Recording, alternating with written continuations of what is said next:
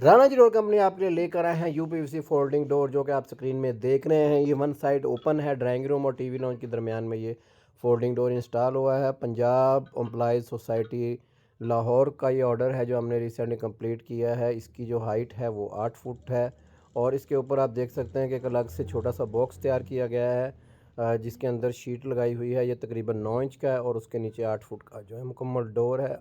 और ये special door है, वन पैनल डोर है। इसके अंदर ग्लास जो है वो बिल्कुल नहीं लगा हुआ है, ताकि ये ना रोशनी आ सके और ना ही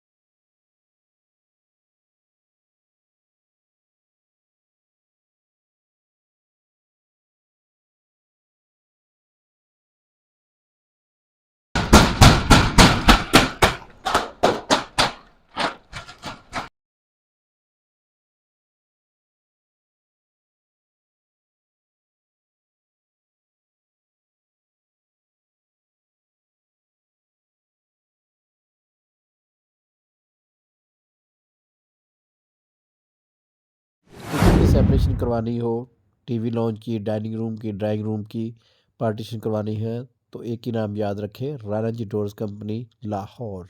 यूपीवीसी प्लास्टिक फोल्डिंग डोर, जो कि आप स्क्रीन में देख रहे हैं, ये किचन और डाइनिंग हॉल इकट्ठा है, जिसकी वजह से यहाँ पे जो है कोई भी चीज़ लगाते हैं तो अच्छी नहीं लगती, या तो वो महंगी बहुत होती है।